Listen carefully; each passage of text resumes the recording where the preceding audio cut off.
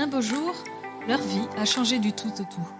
Eux, ce sont des gens comme vous et moi qui menaient une vie tranquille, tracée d'avance. Et puis, un beau jour, un grain de sable, un gros pavé, un flot de grâce ou une prise de conscience soudaine a fait dérailler le TGV de leur vie et les a projetés dans un paysage inconnu. Un beau jour, c'est l'histoire d'hommes et de femmes croyants qui ont vécu un changement inattendu. Ils nous racontent leur arrivée en terre inconnue et comment ils en ont été transformés dans leur vie et dans leur foi. Bonjour, je m'appelle Marie et ces histoires m'émeuvent autant qu'elles m'édifient, alors je vous souhaite d'être touchés comme moi par ces destinées à la fois particulières et universelles. Bienvenue dans la saison 2 d'Un beau jour, un podcast de famille chrétienne. Aujourd'hui, je rencontre Anne-Dauphine Jullian. Dans son dernier ouvrage « Consolation », elle revient sur la terrible épreuve qui l'a frappée, la mort de ses 2 filles, Thaïs et Azélis. Et elle nous raconte la vie d'après, entre douleur et assurance paisible que l'amour vint toujours. Peu de monde peut mieux raconter qu'elle l'expérience de la souffrance, de la joie au cœur de l'épreuve, de la consolation. Aussi, je lui suis très reconnaissante d'avoir accepté mon invitation. Bonjour Anne-Dauphine. Bonjour.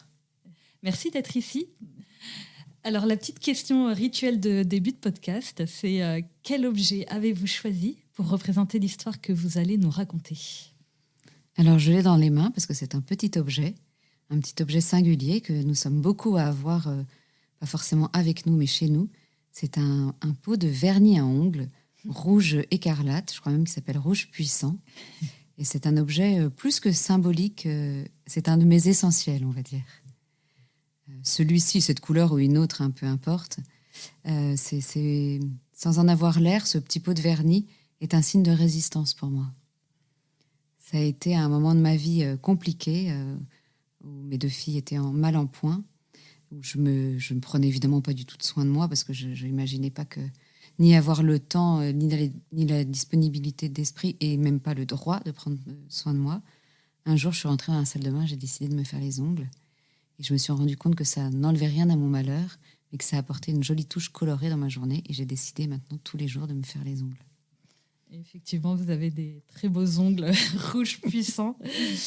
Alors, je crois que pas mal de nos auditeurs vous connaissent, mais peut-être pas tous. Donc, on va peut-être redire un petit peu les choses. Donc, en 2006, alors que vous avez tout de la famille idéale avec votre mari, vous êtes jeune, en pleine santé, avec 2 enfants, un petit garçon de 4 ans, une petite fille de tout juste 2 ans, et vous attendez un 3e. Et bien, à ce moment-là, une bombe métaphorique, bien sûr, vous explose à la figure. Votre petite fille, Thaïs, est atteinte d'une maladie génétique rare et mortelle à courte échéance. Et une 2e bombe explose très vite. L'enfant que vous attendez, une petite fille également, Azélis, se révèle également atteinte. Et vous écrivez dans votre livre « Consolation », ça ressemble à la fin du monde. C'est-à-dire ? C'est-à-dire que quand on apprend ça sans s'y attendre, quand on s'y attend aussi, je pense que ça fait le même effet, cette violence-là. C'est-à-dire que tout ce qui existait jusque-là vole en éclats en l'espace d'un quart de seconde. Enfin, c'est vraiment un sentiment très, pas que métaphorique, aussi très physique, cette bombe. Il y a une forme d'implosion intérieure. Et on a l'impression qu'il ne reste plus rien, que plus rien n'est debout. Et surtout, la fin du monde, dans la fin du monde, il y a l'idée que personne ne survit. Et il y a ce sentiment-là, en fait, peut-être d'un sentiment de mort personnelle.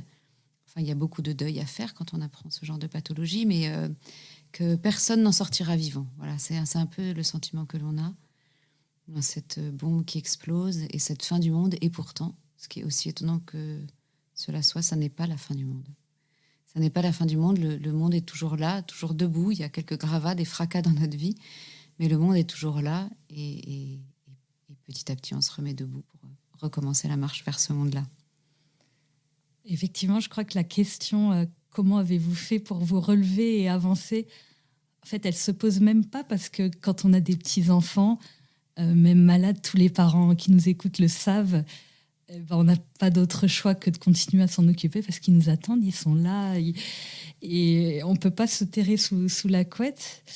Mais j'ai l'impression que vous ne faites pas qu'avancer les dents serrées parce qu'il le faut, mais que vous épousez ce choix d'avancer, que vous prenez en fait cette résolution qui est résumée par cette belle devise, eh bien, puisqu'on ne peut plus ajouter des jours à la vie, on va ajouter de la vie au jour. Comment vous faites pour cela concrètement ? Alors d'abord, ce que vous signalez est très important parce que c'est vrai que souvent, quand on est face à une grande épreuve comme ça et qu'on a charge d'âme, d'enfant en l'occurrence, ou quand on a à s'occuper de quelqu'un, on se dit qu'on n'a pas le choix et qu'il faut se mettre en marche, quoi, qu'il faut reprendre le cours de la vie avec des impératifs très basiques, se lever, préparer le petit déjeuner, accompagner ses enfants à l'école. Mais en fait, c'est pas ça. Réadhérer à la vie, c'est pas du tout ça.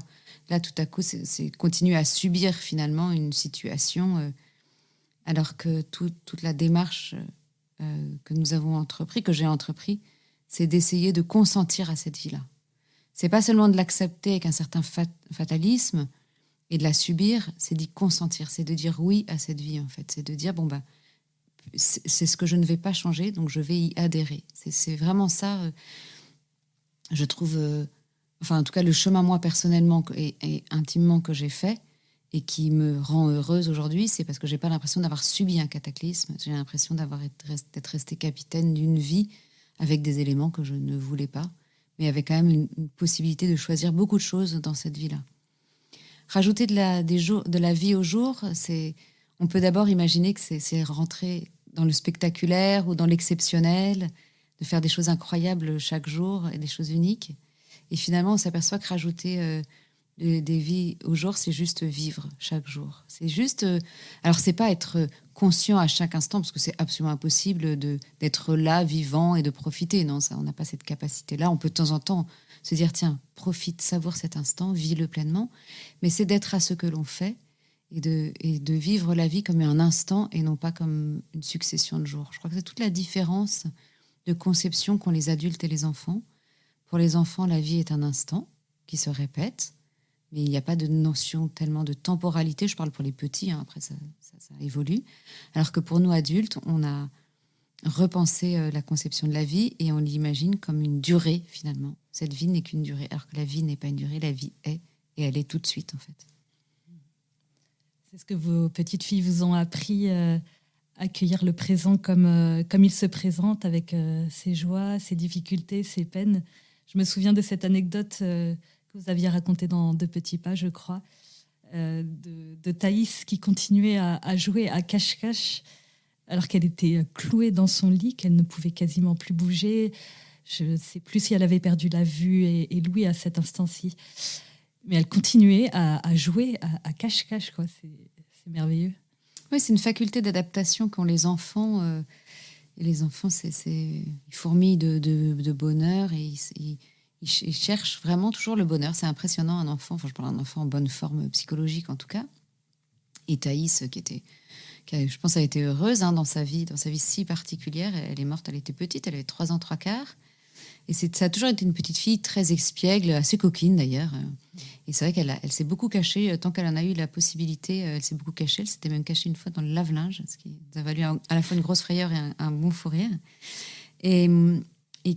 Donc elle a vite été très malade. Cette maladie est neurodégénérative, donc Thaïs était parfaite jusqu'à l'âge de 1 an et demi à peu près, puis ça a commencé à décliner.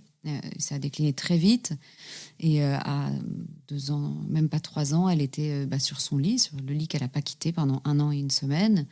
Et elle était en effet totalement paralysée, enfin, en tout cas pas capable de bouger et sourde, muette et aveugle. Et voilà, donc quand on décrit ça comme ça, c'est l'horreur. On se dit, il n'y a plus rien. Et en fait, elle restait une petite fille avec tout ce qu'elle était et qui a réussi à s'exprimer. Et donc, cette fameuse partie de cache-cache où je me suis aperçue que pour me faire disparaître de son... Voilà, comme si elle se cachait, elle tournait juste la tête, mais imperceptiblement. Et du coup, j'étais plus dans son champ de perception sensorielle, en fait. Et je crois que j'ai rarement été aussi émerveillée, émue d'abord, émue aussi, bien sûr, par cette capacité qu'ont les enfants à être heureux. Et je me suis dit, soyons-le sans angélisme, parce que quand les moments sont durs, on ne va pas faire semblant. Et voilà, et Thaïs, elle m'a appris aussi à souffrir en vérité, pour aimer la vie en vérité et être joyeux en vérité. Il faut aussi, les moments où on souffre, Pas se dire, allez, courage, il va faire beau demain. Bah non, là, il fait pas beau, on n'est pas bien, on a mal, et on le dit, et on pleure, et on souffre. Et voilà, je crois que c'était cette grande capacité. Et c'est ça aussi, ajouter de la vie au jour, c'est être capable de pleurer quand c'est triste et de se réjouir quand c'est joyeux.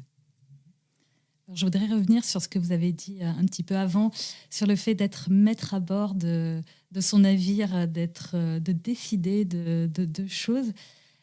Est-ce que vraiment, quand on a comme ça, non pas un, mais 2 enfants, ces 2 filles frappées par le même mal terrible, il y a de quoi se sentir complètement le jouet d'événements extérieurs terribles. Il y a de quoi se sentir abandonné de Dieu, même maudit par lui. Et le jouet, c'est ça, d'un destin terrible. Mais enfin, dans des situations aussi dramatiques que celles que j'ai vécues, mais aussi dans les petites épreuves de la vie, dans ce cas-là, enfin, tout dépend de la façon dont on conçoit l'épreuve. Est-ce qu'on imagine que l'épreuve est une malédiction envoyée par le ciel pour nous éprouver au sens propre du terme ou nous blesser? Ça, c'est pas un apprentissage que j'ai fait à travers la maladie de mes filles. Ça, c'était vraiment un état d'esprit que j'avais. Moi, c'est pas du tout ma conception de ma relation à Dieu, enfin même la réalité de ma relation à Dieu. J'y vois tellement d'amour et de bonté que j'envisage pas qu'il m'envoie des choses pour me faire souffrir, en fait. En revanche, j'ai toujours vu sa capacité et sa proposition permanente pour m'accompagner sur ce chemin difficile. Mais être capitaine, c'est vraiment se dire que, en fait, il y a la vie avec un grand V qui nous dépasse, bien évidemment, dont on n'est pas maître. Aucun de nous n'a décidé d'être. C'est impressionnant quand on y pense. On n'a pas décidé ni de naître, ni d'être. Enfin, il y a une action volontaire de l'enfant quand il naît. Évidemment, il y a un consentement aussi à la vie, mais le fait de l'instant T où nous sommes conçus, on n'y est pour rien. Et voilà, et ça nous dépasse. Et je pense que ça nous dépassera toute notre vie. Donc, être capitaine, c'est pas prendre possession de ce miracle qui est bien plus grand que nous, mais c'est de se dire que cette vie-là, c'est la nôtre et que nous avons un rôle permanent à y jouer et des décisions à prendre. Alors, il ne suffit pas de décider pour que les choses soient faciles, évidemment, c'est pas ça. Être capitaine, c'est pas le capitaine trouve que la tempête malmène son bateau et parfois il y laisse la coque et le mât et la quille. Mais c'est en fait de continuer à mener sa barque. C'est de garder ce cap que l'on s'est fixé dans la vie et d'avancer avec toutes nos armes et puis le petit équipage qu'on se constitue tout au long de la vie. D'où le vernis qui a été un petit acte de résistance. Donc il est capable, il est possible plutôt de choisir, même donc dans l'épreuve, parce que vous écrivez de façon assez jolie, effectivement, qu'à ce moment-là, vous naviguiez entre nuit blanche et journée sombre. Vos 2 filles étaient hospitalisées dans le même hôpital. Et donc, en vous appliquant ce vernis à ongles, vous avez ressenti de la joie. Et donc, il est possible de choisir la vie, la joie, même minuscule, au sein de l'épreuve, c'est ça ? Oui, alors c'est possible dans les très grandes lignes. Parfois, ça paraît impossible. Il faut quand même avouer que quand vraiment l'univers est totalement obscurci et l'horizon encore plus, on a du mal à imaginer que ce soit possible.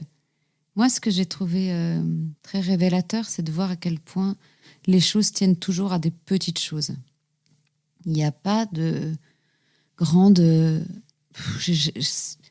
mutation, pas de grande révélation, pas de grande décision non plus.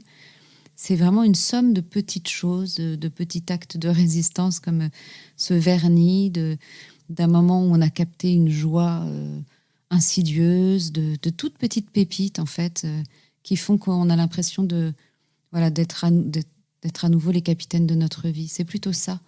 Et c'est bon de le savoir qu'en fait, parce que parfois ces petites choses, elles paraissent tellement dérisoires face à la somme de tout ce que l'on a à vivre, et pourtant elles ont une importance, et en plus la somme de ces petites choses ne s'additionne pas. Je trouve qu'elles se multiplient les unes. C'est exponentiel. C'est-à-dire que ce vernis, c'est le premier pas, mais le deuxième n'était pas juste un pas de plus, c'était un pas encore plus grand, et ainsi de suite. Et voilà. Et un jour, on se rend compte que on vit à nouveau notre vie, qu'on est capable d'accepter cette épreuve et de lui faire une place dans la vie sans qu'elle prenne toute la place. C'est comme si vous faisiez des petites brèches dans un gros mur et que vous étiez capable, comme cela, de le miner peu à peu, de le faire s'effondrer. Alors, vous décrivez très bien dans votre livre le paradoxe que l'on ressent tous quand on connaît une souffrance, le fait de se sentir seul, en fait, irrémédiablement seul, parce que notre souffrance est unique et elle est très intime. Et en même temps, on a un besoin des autres qui est vital. Mais c'est hyper difficile de faire appel aux autres, de demander de l'aide, déjà parce qu'on manque de force, on peut avoir honte de notre état, et puis souvent aussi l'autre ne comprend pas toujours et il peut avoir des réactions pas très ajustées. Alors je me demande comment avez-vous fait pour ne pas vous renfermer sur vous-même, sur votre grande souffrance, mais pour ouvrir votre cœur et votre maison aux autres pendant la traversée de la maladie? D'abord, j'ai la grande chance de ne pas être seule. J'ai un homme dans ma vie que j'aime profondément. J'ai de la famille, j'ai des amis. Voilà, je suis entourée. Donc, je n'étais pas seule et je ne le suis pas. Je n'étais pas seule avant, je ne le suis pas après. Mais il y a cette solitude que vous évoquez qui est inhérente à la... Enfin, c'est pas de la solitude... Oui, c'est sentiment de solitude qui est inhérent à la souffrance elle-même. C'est-à-dire que personne ne la vit à ma place. Personne ne peut me rejoindre dans cette intime de l'intime où va se loger la souffrance et l'épreuve. Et avec ça, cette épreuve et cette souffrance, ceux qui le ressent, a un besoin vital et instinctif d'être accompagné et accompagné par l'autre. C'est vraiment la consolation. Alors, il y a cette dimension spirituelle qu'on pourra aborder, et puis il y a aussi comment on peut un peu soi-même se consoler, mais la consolation, elle appelle l'autre. Elle appelle l'autre dans ce qui représente l'humanité tout entière. Chaque personne qui nous approche, quand on souffre, représente non pas Tartampion ou Jean-Michel ou Marie-Christine, mais l'humanité. Et l'humanité qui tout à coup est capable de s'approcher de notre douleur, de s'approcher de nous et de notre douleur, de dire « je n'ai pas peur de ce que tu souffres et tu as ta place dans le monde ». Et c'est extrêmement important. Et moi, j'ai toujours eu besoin des autres. J'ai toujours eu envie qu'ils soient là. J'ai toujours ressenti ce besoin de consolation très, très fort.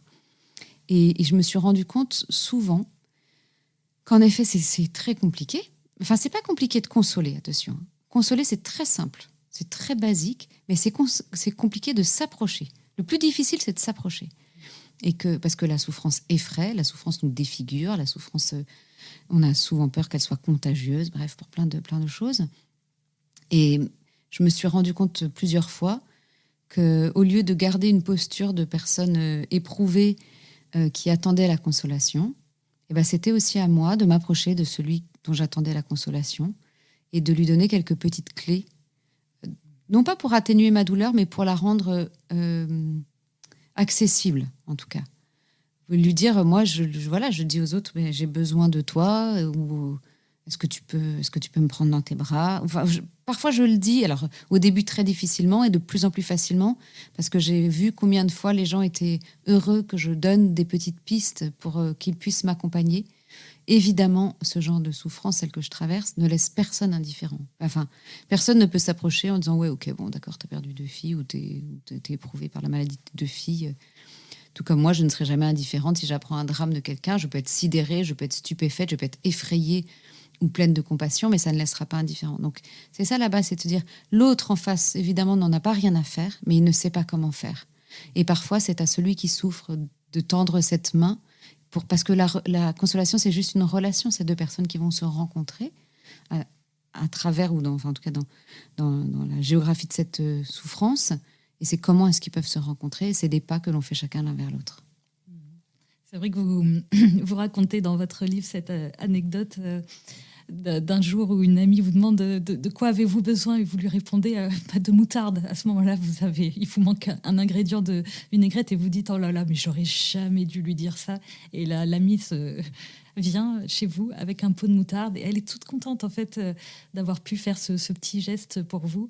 Et puis, il en va un petit peu de la responsabilité en fait, des proches d'une personne qui souffre, de ne pas la laisser se renfermer sur elle-même, en fait, en osant s'approcher d'elle.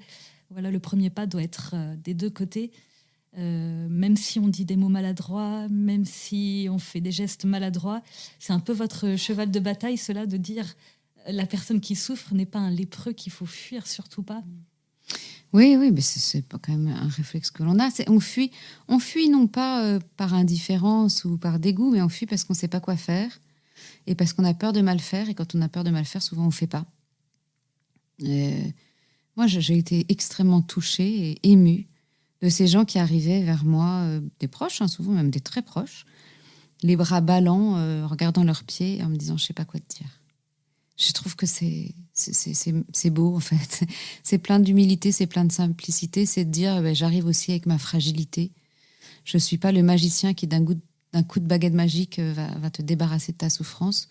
Je suis ce que je suis avec ma souffrance et la souffrance de te voir souffrir. Et je ne sais pas quoi faire, mais j'ai envie d'être là et j'ai envie de t'accompagner.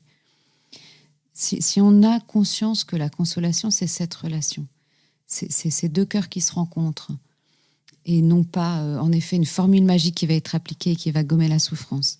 Si on a conscience que consoler, c'est pas évacuer la souffrance, mais c'est l'accompagner et l'apaiser, tout à coup, ça nous semble à notre portée. Je disais tout à l'heure, et ça peut paraître choquant, parce que c'est vrai que la consolation, c'est un des sujets les plus délicats qu'il soit, que c'est très simple de consoler.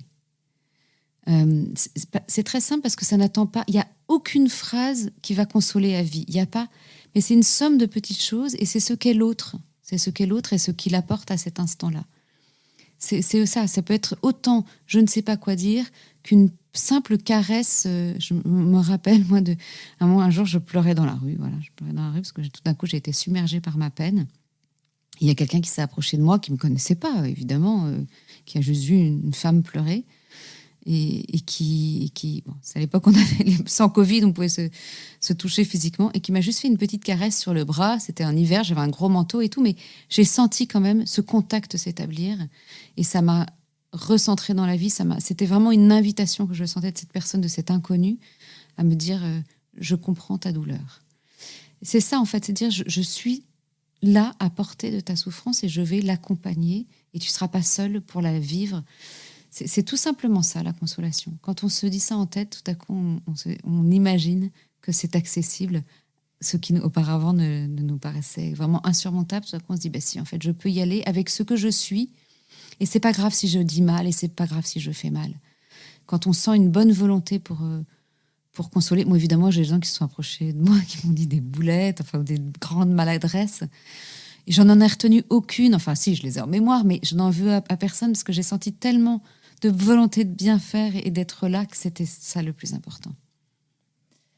Et vous avez choisi d'intituler votre livre « Consolation ». Et la consolation, c'est un terme biblique, parce que le Seigneur réconforte, console ceux qui sont affligés, il console son peuple. Et l'Esprit Saint est le consolateur. Est-ce que vous avez senti cette consolation dans votre deuil, parce que vos petites filles sont mortes, Thaïs en 2007 et Azélis en 2017? Oui, je l'ai senti d'abord avant même leur mort, je l'ai senti de l'épreuve. J'ai senti cette présence, enfin, plus que non, présence, c'est pas vrai, c'est pas vraiment une présence parce que c'est pas dans cette catégorie-là que ça se situe, mais c'est un amour en fait. Je me suis sentie aimée. Je me suis sentie aimée inconditionnellement. Ça peut paraître étonnant, mais c'est une espèce de chaleur qui m'a envahie à des moments les plus fracassés de ma vie. Le moment où je me suis sentie seule, où je me suis sentie perdue. Et j'ai juste senti cet amour et c'est un sentiment qui est dans une voix. Enfin, j'ai pas entendu de voix, non, mais c'est un sentiment qui parlait de lui, qui disait « je suis là ». Et ce « je suis là », je me suis dit « je ne serai jamais seule ». Je ne serai jamais seule face à ma douleur. Je peux la vivre et il sera toujours là pour, pas forcément m'accompagner, mais pour m'aimer au cœur de cette souffrance. Et ça a été une très grande consolation et une très grande source d'apaisement. Ça m'a pas empêché de souffrir. C'est ça qui est enfin pas étonnant, mais c'est ça qui est ajusté en fait.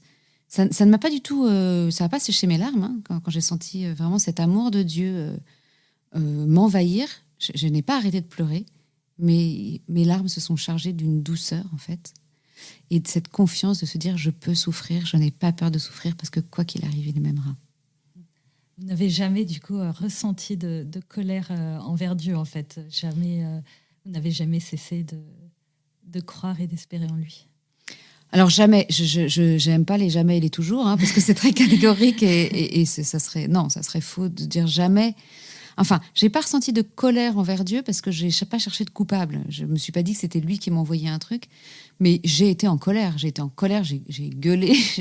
Parfois, j'ai dit j'en ai ras-le-bol, j'en peux plus, je souffre trop. Voilà, et je le fais encore. Il y a quelques années, après la mort d'Asilis, j'ai eu une petite inquiétude pour mon dernier enfant, Arthur, qui a 12 ans aujourd'hui. Bon, voilà, j'ai dit, même pas en rêve. Jésus, même pas en rêve, il va rien lui arriver, je te préviens tout de suite. Oui, je m'adresse à lui et j'adresse aussi avec ce que je suis. Et parfois, ce que je suis, c'est pas de la colère, mais c'est de la tristesse. J'ai pas de révolte contre lui, mais parfois, j'exprime une douleur qui s'exprime aussi de façon pas agressive, mais un peu virulente, c'est vrai. Mais c'est pas contre lui, c'est à lui que je le dis, en tout cas. Et donc, vous dites que la consolation se traduit par un sentiment très doux, des larmes, mais je crois aussi que la consolation peut s'exprimer dans des faits très concrets. D'ailleurs, vous en parlez dans votre livre, quand, par exemple, quand vous êtes débordé avec vos 2 petites filles malades, il y a tout d'un coup votre nounou Thérèse qui débarque et une femme exceptionnelle qui va vous aider tellement. Est-ce que c'est un petit signe du ciel, ça aussi? Les signes du ciel, on les voit où on veut. C'est-à-dire que je pense qu'il y a des gens qui sont placés sur notre route et à nous ou pas d'y voir des signes du ciel et de remercier. En tout cas, les signes du ciel, pour moi, n'ont qu'un intérêt, c'est pas d'imaginer qu'on est verni. Je dis ça en tenant mon vernis dans la main. Non, mais qu'on est plus gâté ou qu'on est quoi que ce soit. Pour moi, le seul intérêt des signes du ciel, c'est la gratitude. C'est de savoir qui remercier. Voilà, c'est tout. J'ai eu plusieurs signes du ciel, comme vous dites, enfin, plusieurs bonnes étoiles sur mon chemin, c'est vrai. D'abord, il faut les accepter, les reconnaître et remercier celui qui les a placés sur notre route. Enfin, d'abord, eux concrètement, Thérèse, moi, je la remercierai jamais assez. Thérèse, elle fait intégralement partie de notre famille. On a partagé nos plus grandes peines et nos plus grandes joies avec elle. Donc, on a vraiment des cœurs très liés. Mais voilà, je remercie ceux qui... Voilà, je la remercie d'abord d'avoir accepté de venir à nos côtés dans cette épreuve. Et puis, en effet, la gratitude de savoir remercier celui auquel on doit tout. Ouais. Je me demandais, avec votre mari, votre homme, comme vous dites, qui vous a tant soutenu, mais comment vous avez fait pour vous rejoindre dans votre souffrance et ne pas la laisser ériger un mur de plus en plus épais entre vous? Parce que souvent, quand les couples connaissent une grande épreuve, il y en a beaucoup qui explosent parce que voilà, c'est difficile de se rejoindre, de se consoler mutuellement. Comment vous avez fait pour vous rejoindre? Vous avez raison de le dire, c'est difficile. D'abord, je ne veux pas être plombante, mais je trouve que la vie à deux, c'est difficile. Enfin, c'est très beau, mais c'est un chemin qui est difficile, bien sûr. C'est s'ajuster en permanence à quelqu'un qui n'est pas notre alter ego parfait et qui n'est pas exactement non plus ce que l'on voudrait qu'il soit. Et évidemment, l'épreuve majore toutes ces petites difficultés des quotidiens et les érige souvent soit en mur, soit en faille. Enfin, en tout cas, en séparation au terme, quelle que soit la façon dont on interprète ce terme, mais c'est parfois des séparations réelles et concrètes. Je ne sais pas comment... Enfin, je n'ai pas fait mieux que les autres. Mais là encore, c'est qu'est-ce qu'on décide de faire, qu'est-ce qu'on est capable de faire d'abord, parce qu'on est tous... on a aussi reconsidéré notre couple, non pas comme un fait acquis, mais comme un oui quotidien, quelque chose, une décision que l'on prenait chaque jour, de rester ensemble, enfin de continuer ce chemin ensemble. Alors ça peut paraître un peu effrayant quand on le dit comme ça et un peu sinistre, mais en fait c'est magnifique, c'est de dire non, moi si j'envisage de rester, mais encore aujourd'hui, avec tout l'amour que j'ai pour lui, si on me dit que je viens d'avoir 47 ans, si on me dit que j'ai fait la moitié du chemin et que j'en ai encore pour 30 ans avec lui, ou 40 ans, ou 50 ans, ça me paraît énorme. Mais si on me dit aime-le jusqu'à ce soir et puis tu l'aimeras à nouveau demain, ça paraît tout à coup à notre échelle humaine. Et c'est vrai que cette consolation, elle prend une place très importante parce que, évidemment, parce que c'est lui, parce que c'est moi, et parce que la peine est singulière pour chacun, même si elle est commune, nous avons souffert de façon très différente. De façon très différente dans l'interprétation de notre souffrance, mais aussi dans sa temporalité, c'est-à-dire que je ne souffre pas exactement quand lui souffre, et vice-versa. Et du coup, il a fallu sans cesse s'ajuster à l'autre et le considérer non pas comme non, un seul consolateur, mais aussi comme quelqu'un que l'on a à consoler. Et je trouve que c'est la plus belle chose qu'on ait vécue ensemble. Voilà, je le dis avec beaucoup de simplicité. Je trouve que cette consolation qu'on a trouvée et qu'on continue à trouver, parce qu'on pleure encore souvent et on se console encore souvent, c'est la plus belle chose qui puisse nous unir. C'est une expression de l'amour qui est absolument incroyable, parce que c'est tout à coup être à nu devant l'autre, enfin avec ses fragilités et tout ce qui nous blesse en fait, et ne pas avoir peur que l'autre nous blesse, et au contraire se dire qu'il va être capable de nous envelopper de sa chaleur, de sa tendresse parfois physique et de son amour quoi qu'il arrive.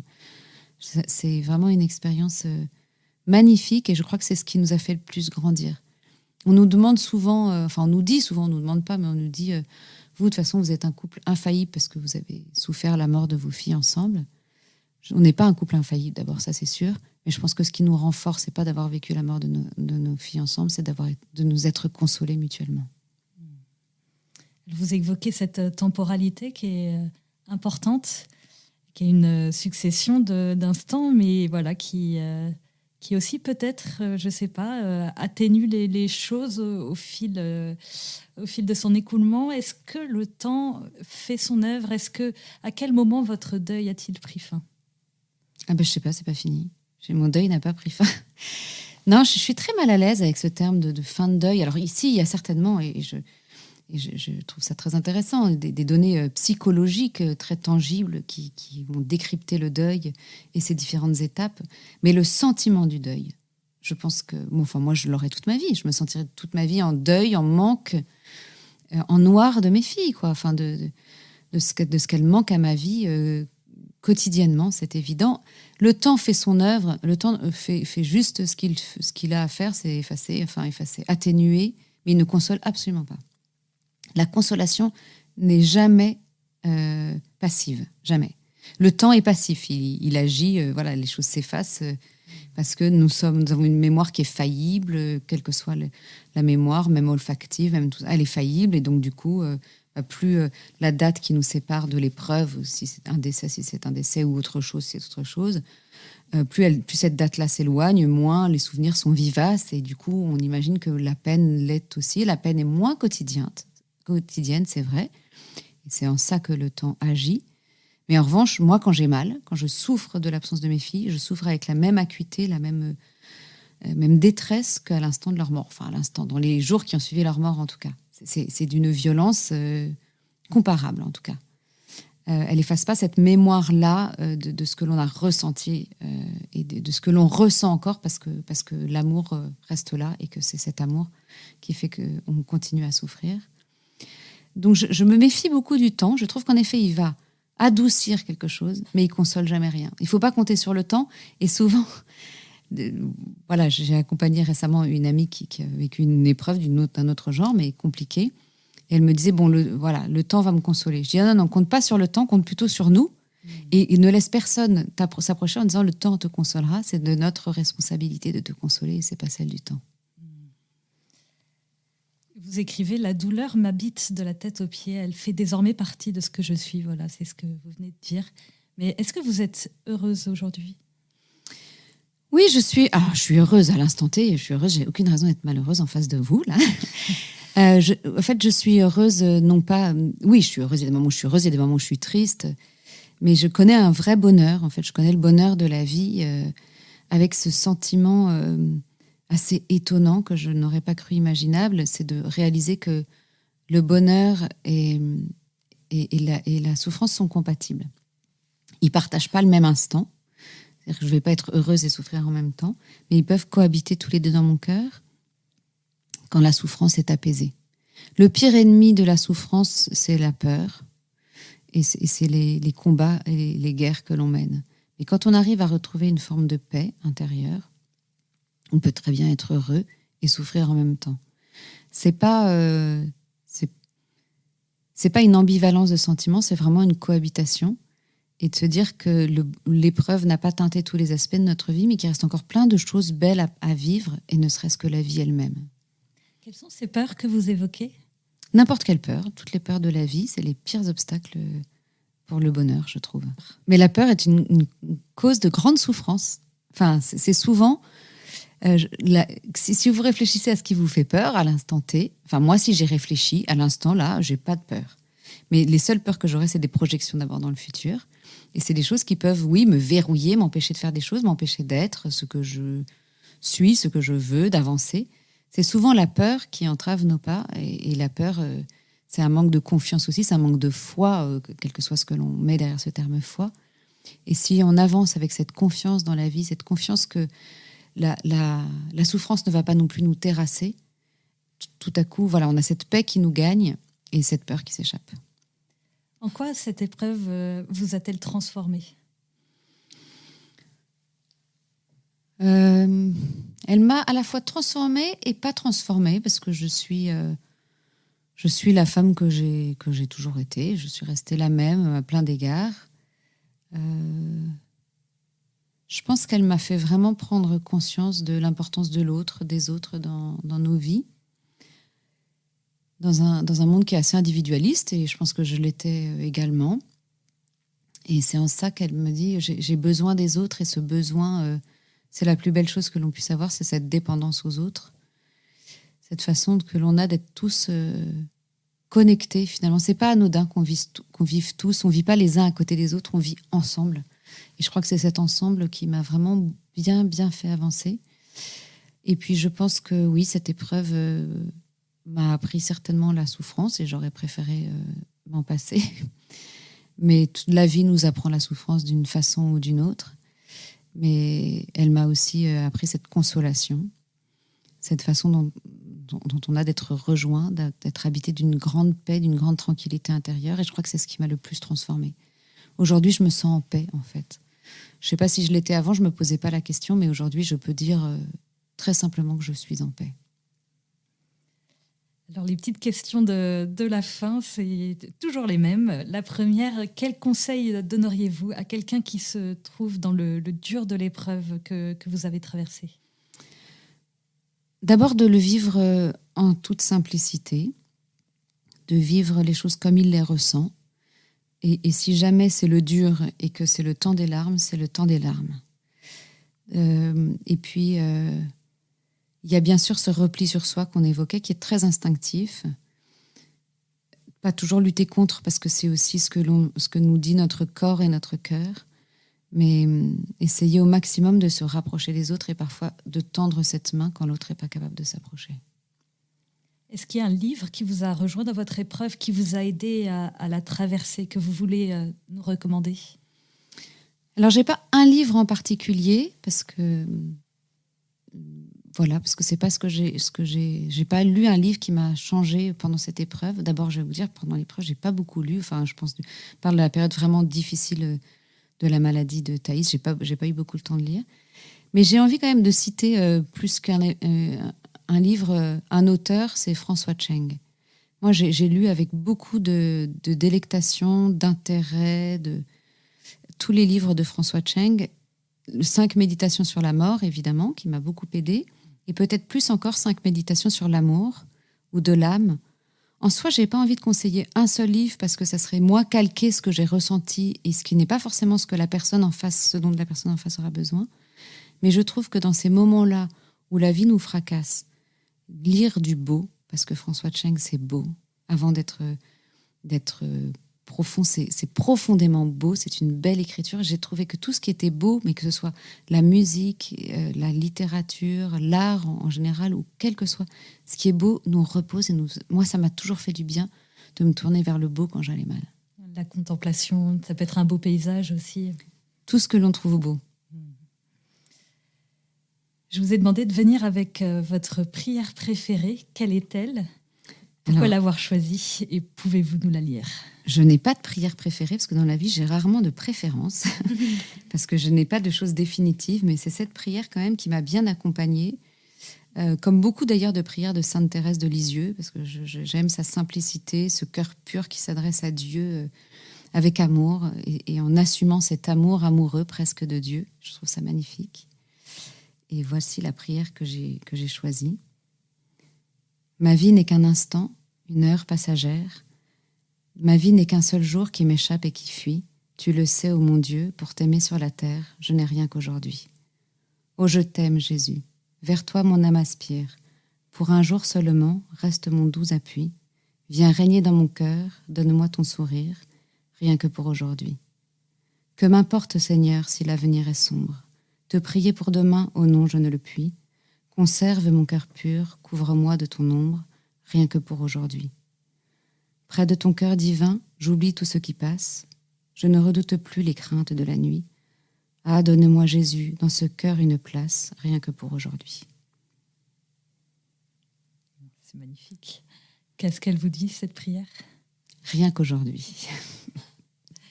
Ma toute dernière question, c'est si vous aviez le Seigneur Jésus là en face de vous, à ce moment, qu'est-ce que vous lui diriez vis-à-vis de votre épreuve ? Je ne sais pas. Je ne sais pas. Je ne serais incapable de lui dire merci. Je crois que je n'ai pas atteint cette sagesse-là. Je lui dirais juste merci de ne pas m'avoir laissé tomber et merci de m'avoir accompagnée. Merci beaucoup, Anne-Dauphine. Merci.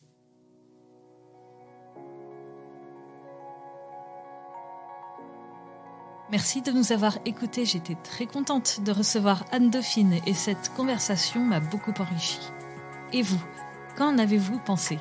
N'hésitez pas à me faire un retour sur le groupe du podcast, sur la page Facebook de Famille Chrétienne ou sur le compte Instagram les-podcast au pluriel-FC. D'ailleurs, n'hésitez pas à vous y connecter régulièrement, vous y trouverez la photo de l'objet apporté et d'autres surprises. Si vous avez envie de poser une question à Anne-Dauphine, postez-la en commentaire de ses réseaux sociaux.